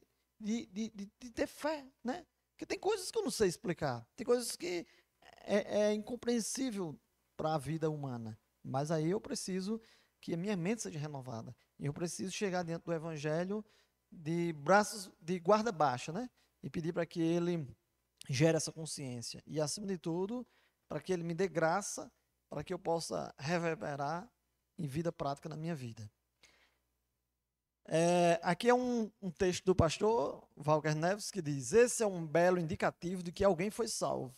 Uma vez que a vida, de forma progressiva e contínua, vai sendo transformada pelo Espírito Santo por meio da palavra. Quando a gente vê, por exemplo, aquela passagem bem conhecida, né, de Zaqueu, né? Zaqueu não era tido com bons olhos para o pessoal ali que estava rodeando Jesus ali, né? E aí Zaqueu desce e tal, Jesus disse, me convém entrar em tua casa, e todo mundo questiona o fato de Jesus entrar na casa daquele publicano, né? Que não era bem visto pelos seguidores de Jesus. E aí Zaqueu diz, olha, eu irei dividir tudo que eu tenho com os pobres, né? Metade do que eu tenho, e aqueles que eu defraudei alguma coisa, eu vou restituir 4 vezes mais, né? E Jesus diz, Zaqueu, convém que hoje, né, há salvação em sua casa. Aquela mudança repentina de Zaqueu, que não vai ser a única, ali são sinais do alcance do evangelho, né? O evangelho, quando alcança uma pessoa, tem que ter mudança, né? Talvez uns mudem mais rápido do que outros, ou mudem mais do que outros, né? Mas tem que haver mudança, né? O que não pode é estagnar e nem retroceder. Vai ter que ter mudança. Uns mais rápidos do que os outros, mas vai ter que ter mudança, porque o evangelho ele vai transformando a mente. A não ser que você seja orgulhoso ao ponto de fazer parte de uma comunidade cristã e não se submeter às verdades do evangelho. Então você não é um novo nascido, você é um integrante de uma igreja, né? Mas aí o evangelho ele vai mudando. Como eu disse, há algumas pessoas que mudam mais rápido e outras mais lentas, mas que há esse crescimento progressivo, porque o evangelho ele vai trazendo santidade na vida da gente. É um movimento progressivo. E aí você vai ver, em todas as passagens do evangelho, sempre que o evangelho alcança alguém, há sinais de mudança, né? É claro que nenhum da gente foi tido o direito de ser juiz, de dizer, fulano é crente, ciclano não é, ninguém tem esse direito, né? Mas o evangelho, ele mostra que pelos frutos você conhece a árvore, você vê sinais, entendeu? Então, não tem como você mensurar, né? Mas tem como você ter uma noção, mas você entende que o evangelho, ele traz essa transformação. E todo o evangelho, você vai ver que está marcado por isso aí. Sempre que o evangelho chega, se tem morto, ressuscita, se tem pessoas se transformam e aí ele vai ter sempre sinais demonstrando que o evangelho chegou ali. Vocês querem fazer algum comentário, pastor? Alguém? Fica à vontade. Como Deus nos preenche com vida eterna. Aí o pastor Walker Neves colocou no ponto 4, está na página 65. Né? Só falar só um pouco sobre esse ponto 3 aqui, a metáfora, como eu estava falando, da transformação, ele destacou aqui essa metáfora da passagem que Jesus fala que nós somos sal e luz para esse mundo, né? Então, ele traz a interpretação, né, que é a interpretação que mais se adequa, que a gente compreende também, da questão do sal e da luz. Evidentemente, no momento, na sociedade que a gente vive hoje, talvez um ou outro não tenha acesso a um freezer em casa, né? Mas geralmente a gente tem na geladeira, né? Hoje é mais fácil da gente conservar alimentos não perecíveis, né? Alimentos perecíveis, aliás. Por exemplo, a carne é um que mais, né? Se você deixar uma carne 2, 3 dias fora de uma geladeira, ela vai estar em estado de putrefação muito rápido. E para a época que Jesus citou essa parábola aqui, essa metáfora, aliás, essa metáfora do sal e da luz, ele dizia que os salvos, né, são o sal e a luz do mundo.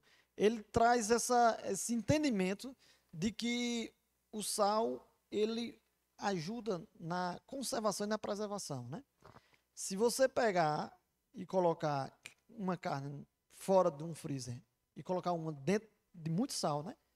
2, 3 dias depois você vai ver aquela que está fora do sal, ela vai estar já no estado de decomposição, né? E a outra, ela vai dar mais, não vai ser para toda a vida, mas ela vai estar bem mais conservada, né? Ao ponto, às vezes, de, por exemplo, você ter charque, você vai no mercado aqui, muitas vezes a charque não está dentro da geladeira, né? E às vezes passa 2, 3 dias ali, 4. Já uma carne normal, ela, fora da geladeira de sal, ela não vai ficar isso aí. Então, o sal, ele tem diversas propriedades, né? Uma delas, que foi citada por Jesus, é a questão do sabor, né?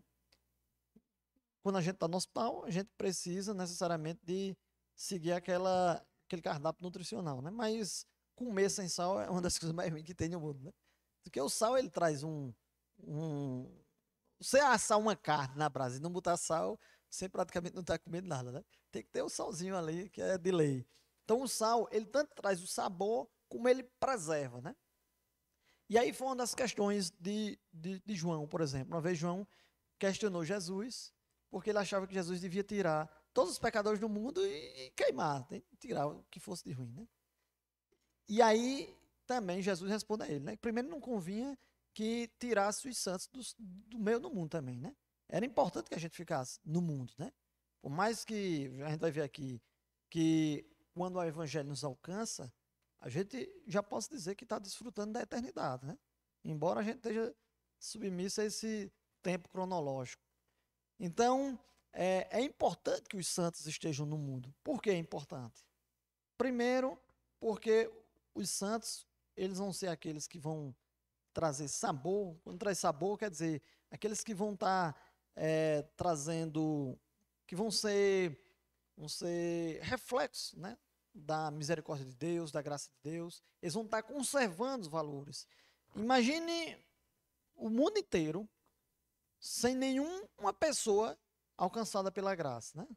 Ia ser uma terra de ninguém, né? Assim, o homem, ele tropeça nas próprias ideologias dele, né? Tenta promover justiça, tenta gerar, através, como a gente disse, da educação, da política, todo mundo, ia ficar como se fosse um bocado de cego dentro de um quarto escuro, né? Uma hora ou outra, um ia ferir o outro, e ali vai o caos, o caos, o caos. Então, o mundo com os cristãos, ele tem um certo refreio na sua degradação. Se você for olhar na história da ciência, na história da política, na história da arte, em tudo que você for olhar nas faculdades, sempre vai ter o dedo e a mão da influência de cristão ali no meio. É impressionante quando você vai ver. Tem pessoas que você nunca imaginou que tinha alguém cristão ali, ou pessoas que você admira e não sabia é cristão. Sempre tem um cristão ali no meio, né? Os cristãos, eles labutam na peleja de conservar os valores cristãos, que são as verdades que Deus tem para nós. Então, por exemplo, a política, ela não piora, né? Está ruim, mas ela não piora cada vez mais, porque tem a influência ali, a influência de cristão, né?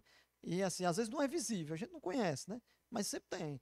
Tem grupos, tem associações, tem cristãos. Não, a coisa não funciona assim, né? E aí vai preservando esses valores, né? Nos meios sociais, né? Embora você não tenha uma pessoa que seja um ativista do cristianismo, você vai ver pessoas que refletem ali a graça de Deus, pessoas íntegras, corretas, honestas, que sabem, que são educadas, que sabem se comportar, tem servidores que atendem bem. Isso tudo são sinais e faz com que esse mundo não apodreça tão rápido, né? Isso foi uma das interpretações que a gente compreende que Jesus falar nessa metáfora, né? Além de trazer o sabor, né? Que o mundo, como eu disse, a gente desfruta de uma graça comum, independente de ser cristão ou não. Já pensou quando Deus tirar essa graça comum, né? O mundo como vai ficar amargo, né? Lá no inferno, né? Ninguém vai desfrutar de graça comum. Vai ser a ausência total de Deus, né? Então, certamente vai ser muito amargo, né? Por isso que a Bíblia fala tanto em juízo, em fogo, né? O fogo é o juízo.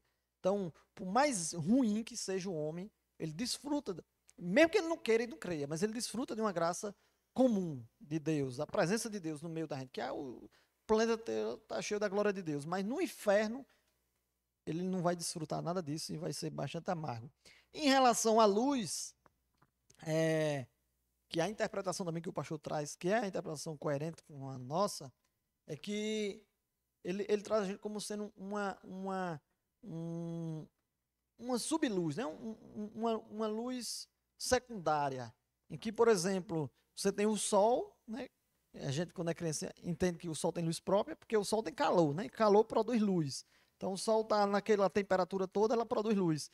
E aí, a lua, ela é refletida à luz do sol, né? A lua não tem calor, então ela não tem luz, mas a luz do sol bate na lua e a gente vê a lua, coisa mais linda, né? É como se a gente fosse a lua, né? Os cristãos, eles refletem uma luz que é em Cristo, né? Nós não somos estrelas de canto nenhum, mas nós refletimos a luz de Cristo. Qual é essa luz? A luz da justiça, da misericórdia, né? Se você for um cristão e você não tem misericórdia para com o próximo, né? Se você não consegue perdoar, não consegue fazer nada disso, então você não é cristão, você não consegue refletir a luz de Cristo, né? Mas se você é uma pessoa que perdoa com facilidade, uma pessoa que tem misericórdia, que caminha para andar retamente, então você vai estar refletindo uma luz que não é sua, evidentemente, mas é uma luz de Cristo. Então ele faz essa associação na metáfora. Ele também traz a questão da mulher samaritana, né? Está lá no Evangelho de João. Um certo momento, Jesus estava com os discípulos e ele estava com fome e com sede, e ele manda que os discípulos vá comprar alguma coisa, né? E eles vão, nesse inteirinho aí, chega uma mulher que está indo lá no poço de Jacó, né? De Jacó, né? É o poço de Jacó, né? É. E ela vai lá pegar água, né? Porque é uma série de implicações aí, né? Alguns historiadores contemporâneos dizem que é a questão da mulher, de buscar, os caras pegavam ali água para os animais, e assim, a mulher ela ia num momento mais oportuno que não tivesse ninguém. Então, o fato é que ela vai buscar água e ela se depara com Jesus, né? Jesus, conhecendo ela, assim como conhece qualquer um de nós, todo o nosso ser, ele gera um diálogo ali com ela, né? E naquele diálogo, tal, ele falando sobre uma água que nunca mais vai tornar a ter sede, uma água viva e tal. Aí ele vai, do nada, ele quebra o nexo ali do diálogo e manda ela chamar o marido, né? Eu confesso também que, quando eu li a primeira vez esse texto, no início da minha conversão, eu achei estranho, né? Ele estava num diálogo e, de repente, ele manda ela buscar o marido, né? Uma coisa meio desconecta com o que ele estava dizendo. E ela se surpreende assim e diz, não, eu não tenho marido, né? Aí ele disseste bem, né? Porque tu já tivesse 5 e o que tu tens não é teu. O pastor Valca, ele trouxe uma interpretação bem inteligente acerca de que essa mulher, provavelmente, ela buscava no relacionamento interpessoais, no relacionamento de marido mesmo, algo que preenchesse a vida dela, né? Porque se você observar bem o texto ele vai girar em torno de uma sede que ela tinha, mas não era uma sede de água normal, né? Agora talvez a gente esteja com sede de água porque tá bem geladinho aqui, né? Mas assim, não é essa água que ela buscava, né? Ela buscava saciar uma sede interna. É um vazio que todo homem sem Deus tem, que é do tamanho de Deus, o vazio dele, né? Então, o homem, ele vai caquear na vida. A gente que vai buscar na arte, né? Tem tantos artistas, músicos, que dedicaram uma vida devota todinha à música, talvez buscando alguma coisa que preenchesse, né? E alguns têm o privilégio de conhecer a Cristo, outros morrem sem conhecer e morrem com aquele vazio, né? Porque o homem, naturalmente, ele crendo ou não, ele vai ter que buscar alguma coisa para preencher, porque mesmo que ele não queira, mas ele foi criado por Deus. Então, assim, a sua natureza mais íntima que existir vai buscar um criador, né? Ele pode inventar ídolos para ele, mas que ele sempre vai buscar preencher esse vazio, ele vai. Então, essa mulher, ela, na interpretação do pastor Walker aqui, ela buscou, talvez, através do relacionamento, né? Interpessoais, relacionamentos amorosos dela mesmo, né? Teve 5 maridos, a Bíblia não explica aqui se eles morreram, se ela se separou deles, mas o fato é que ela já tinha tido 5 maridos, tinha um sexto, e ainda, né? Como eu disse, não é seu, talvez também os maridos fossem casados com outras mulheres, né? A Bíblia não deixa muito claro, mas o fato é que ela buscava, senão ela nunca tinha buscado outro, né? Quando terminasse o primeiro, ela não ia atrás do segundo, mas ela buscava sempre para encher alguma coisa, e aí é onde ela questiona Jesus, né? Jesus vai questionando ela acerca da água e tal, que tinha uma água que ela nunca mais ia tornar a ter sede, e quando ela pede que Jesus dê água, ela compreende, né, que Jesus era o Messias esperado pelaquela nação, né? Aí, daí ela já sai desesperadamente como uma missionária, né? Sai proclamando para todo mundo que conhecia. Ela esqueceu até a água, né?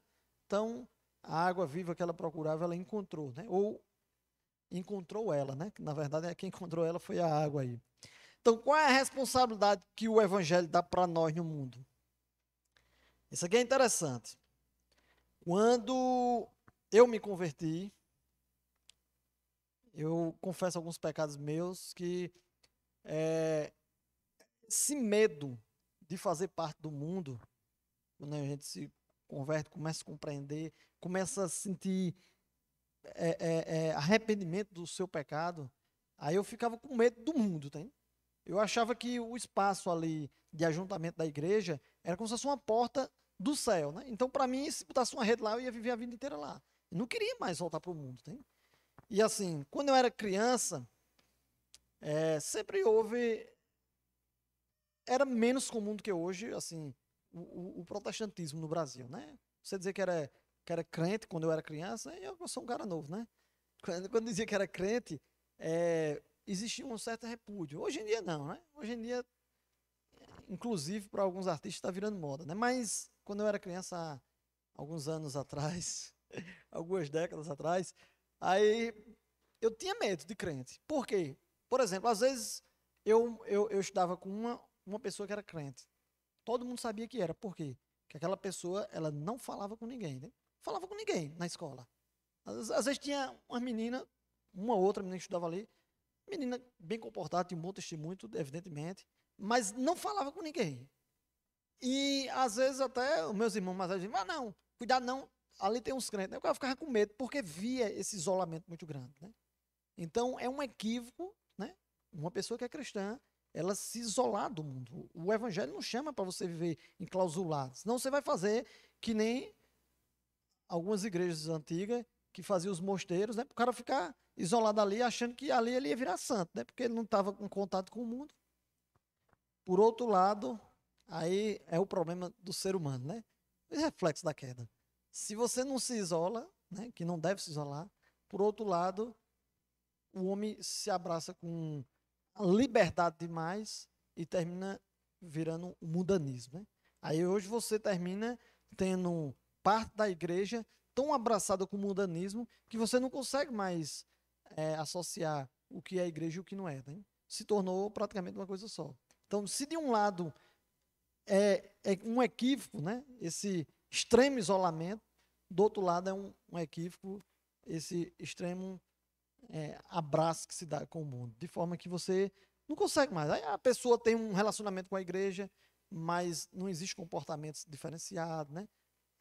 A forma de falar, de se relacionar, você termina não vendo diferença nenhuma, né? E do outro lado você vê pessoas isoladas, né? O evangelho, ele nos dá uma liberdade sobre o pecado, né? Você vai ter uma consciência de que você não é obrigado a viver debaixo das amarras desse mundo, né? Ao mesmo tempo, ele também lhe faz com que você não seja igual ao mundo, né? Então, o ideal é você ser uma pessoa que tenha relacionamentos com todo mundo, evidentemente, mas que você não seja igual a todo mundo, né? Aquela passagem, por exemplo, das 10 virgens, né? Tinha 5 prudentes e 5 nécias, né? As nécias pediram o azeite da prudente, né? E o evangelho é um evangelho que chama para a gente compartilhar. Não é um evangelho egoísta, né? Assim, não, você tem as coisas só para você. Não, você tem que ter para compartilhar, né? Mas aquela passagem, ela traz muita coisa interessante para a nossa vida, né? Porque, evidentemente, o azeite ali representava, né? A comunhão, o espírito, esse gozo com o evangelho. Isso aí, a gente não deve dividir o da gente com as outras pessoas, a gente deve compartilhar. Então, qual é a lição do evangelho? Eu tenho uma pessoa descrente que trabalha mais eu tenho que tentar trazer ela, né, para comprar do azeite na igreja, né, que é de graça, como diz o profeta Isaías, né? Então, venha para a igreja receber do azeite também. Mas eu não posso querer dar uma de salvador do mundo e ter comunhão com aquela pessoa de forma que quando eu olhar, tá eu e ele se apagando, como diz a história, né? Se aquelas prudentes fossem dividir o azeite ali, morria todo mundo, ninguém entrava, né? Apagava para todo mundo.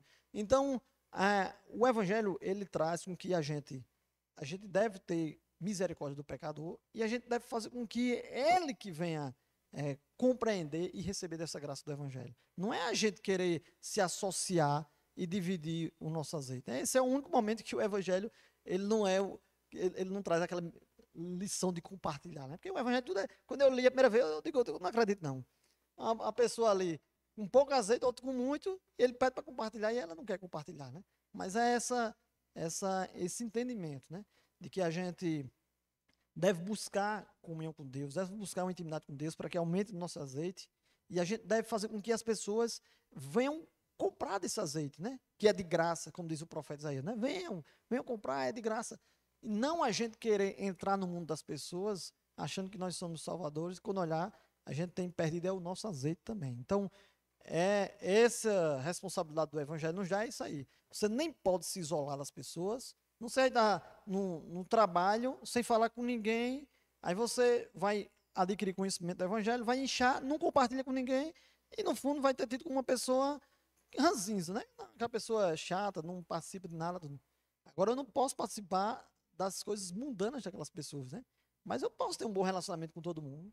Eu dizer, rapaz, eu entendo assim, olha, a pessoa de repente está precisando de uma palavra amiga, o cara não dá porque o cara diz, não, ela é ímpia, eu sou crente. Não, você vai lá, é o momento de você compartilhar. Agora tem que ter sabedoria para que você não seja impulsionado a estar no mundo deles, não no seu, né? E aí eu tinha pulado aqui esse slide, né, onde diz que o sol dá gosto e retarda essa degradação, essa corrupção, né? Onde a luz é o símbolo de bênção e também somos secundários, né? Luz secundária, nós refletimos a luz dele. Já somos tudo que Deus prometeu. Isso aí é onde essa teologia ela traz essa visão de já e ainda não. O que é que isso significa? Como eu disse, quem é alcançado pela graça, se você foi alcançado pela graça, você já desfruta de uma eternidade. Por quê? Porque se você morrer a qualquer momento, você vai estar em paz com Deus durante toda a eternidade. Então você já desfruta. Mas ainda não. Por que ainda não? Porque ainda não se consumou, tá entendendo? Assim, somos resgatados da lamação do pecado? Somos. Mas somos perfeitos? Não. Ainda não. Ainda estamos vivendo no mundo sobre esse jugo do pecado. Tá? Então, é inevitável que nós não recebamos consequência disso aí. Ainda que a gente feche essa igreja aqui, fica as famílias da gente tudinho aqui, vai chegar um momento que a gente vai ter problemas nas nossas relações interpessoais. Por quê? Porque, embora nós sejamos resgatados por Cristo, nós estamos no mundo sujeito às ações do pecado. Então, nós ainda somos sujeitos a essas ações. Então, devemos buscar a Deus de forma que Ele nos dê sabedoria e força para que a gente não caia nessas armadilhas do pecado. Então, nós somos regenerados, estamos em Cristo, andando na santificação, porque ainda não somos totalmente regenerados. Agora, um dia, sim, haverá de ser totalmente regenerado. E ele botou aí a história da Segunda Guerra Mundial, um dia em que a Alemanha nazista houve um triunfo muito grande, mas no fundo ela terminou perdendo a guerra, né? Então, naquele momento ali da batalha, ela achava que tinha ganho alguma coisa, né? Mas lá na frente veio a vitória, o dia da vitória mesmo da guerra. Então, somos regenerados, mas ainda não estamos perfeitamente do jeito que Deus vai nos deixar. Então, a gente tem que ter sempre cuidado, né? Nosso trato com as pessoas, nosso relacionamento, vigilante, né? Porque somos tentados sempre, né? Mas, ao mesmo tempo, a gente sabe que aquele que é maior do que o pecado, maior do que qualquer coisa ruim, é Cristo, e Ele quem venceu por nós, e Ele quem nos garante. Então, eu não me garanto, mas aquele que me garantiu é maior do que qualquer coisa. As aplicações, né? Que a gente tira dessa lição de hoje. Trate o seu pecado com a graça do Evangelho. Cuidado com os paliativos que o mundo oferece. Então, não tem outra bula, né? A bula que tem é o Evangelho. Ninguém se subestime. Não queira ser super crente, né? Nem também ache que você é um derrotado. Não, eu sou um derrotado de Satanás. Não, nada disso.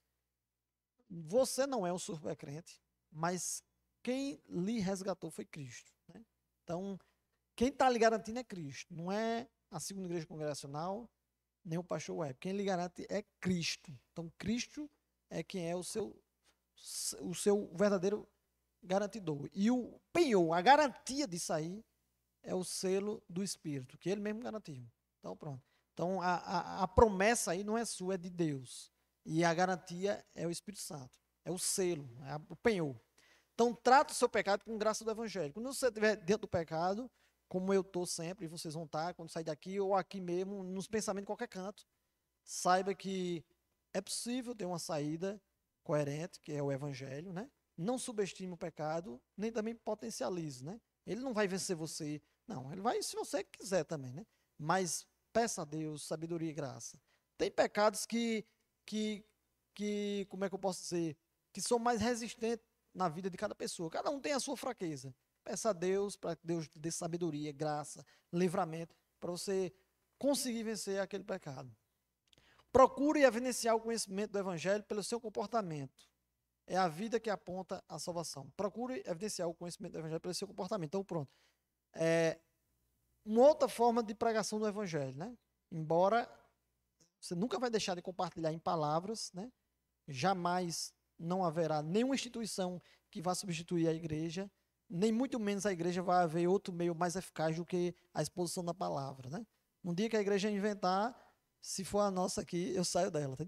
Porque a exposição da palavra é o meio mais eficaz de alcançar o pecador caído. Mas a vida prática dos irmãos da igreja, elas são sinais e também são meio de alcançar pessoas não crentes. Afinal, Jesus dizia, né? Se todo mundo fosse unido, conseguisse viver, né? Não é que a gente não queira, a gente idealiza e quer. Mas como a gente vive debaixo desse jugo da queda, a gente não consegue. Mas se a gente conseguisse, o mundo inteiro se converteria, né? Se visse os sinais tão presentes da igreja. Envolva toda a sua vida com o Evangelho, inclusive sua sexualidade. Embora a gente esteja falando particularmente sobre a sexualidade, a vida do cristão, ele não se baseia em crer, não crer, em sexualidade, não. São todas as faculdades da vida da gente, seja na administração da nossa finança, nas relações interpessoais e na sexualidade. Sexualidade é o único pecado? Não. Existem diversos outros infinitos pecados na vida do ser humano caído. Mas a gente não pode negar que a sexualidade é um dos que mais atinge a vida. E são pecados da carne, né? Assim, não é questão só da moral do homem, de um comportamento ou outro, é questão do ser do homem, né? Somos criados primeiramente como homens e mulheres, né? Para reproduzir, para sentir prazer nas relações sexuais do casal, mas devido a essa queda, né? E essa corrupção que cada dia mais ela vai sendo latente, ela atingiu também parte da igreja, né? E em todos os cantos, né? A gente está falando aqui para a igreja, né? Evidentemente, quem estiver ouvindo em casa vai servir do mesmo jeito que eu é o evangelho. Mas a gente está ensinando para a igreja, né? Então, assim, parte da igreja, ela tem sofrido nessa área da sexualidade, porque as pessoas estão relativizando, né? Como se a sexualidade fosse uma coisa como tomar banho, né? Não, todo mundo tem que tomar banho todo dia, né? Não, a sexualidade é algo muito íntimo que Deus tinha deixado para o homem desfrutar com o casamento, né? Mas, assim, somos tão atacados, assim, é impossível você assistir um filme hoje que não macule uma imagem de piedade, de graça, de simplicidade. Porque se é um filme, aí tem que passar alguém sem roupa, tem que ter um palavrão, tem que ter uma cena de sedução. Aí a gente vai internalizando aquilo ali e as coisas vão ficando naturais, né? Quando a gente olha, a gente está achando que a sexualidade é uma coisa, não, é igual estudar, fazer um vestibular, tomar um banho. Não é, né?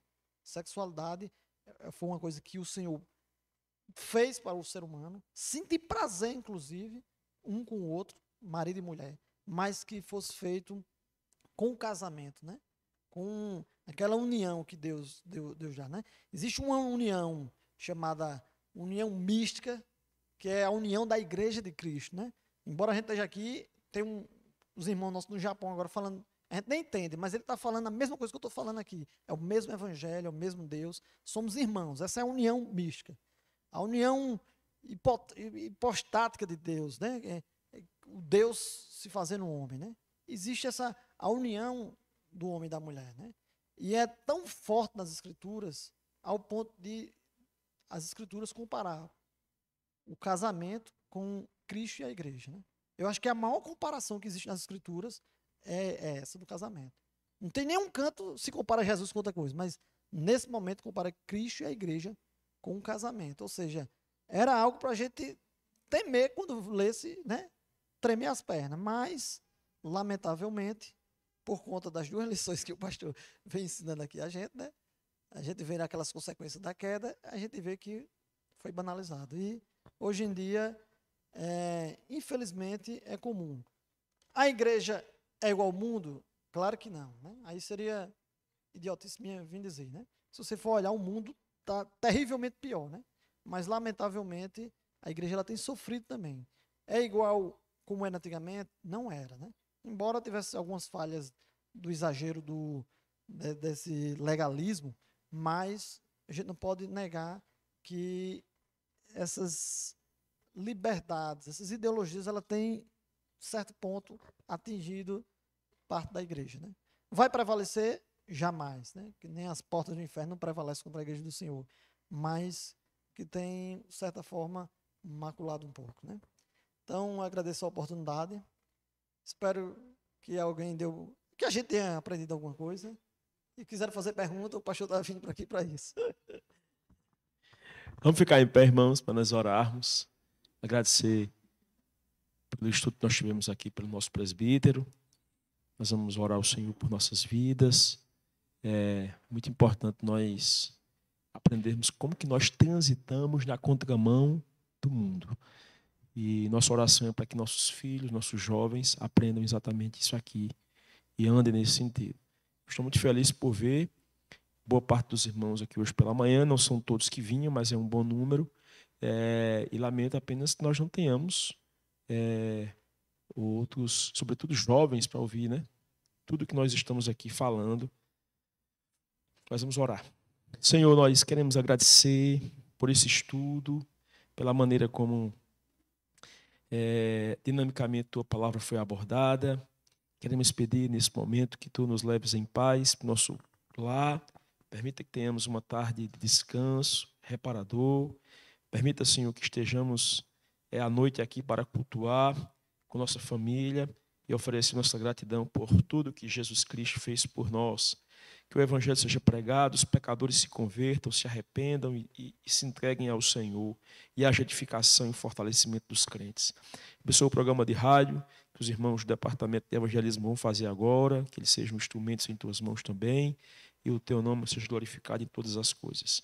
Oramos e que o amor de Deus, o Pai, a graça de Cristo, a consolação do Espírito seja conosco e todo o povo de Deus, hoje e sempre, todos digam amém. Vá em paz, irmão. Até a noite, se Deus quiser. Às 18 horas vamos estar juntos aqui.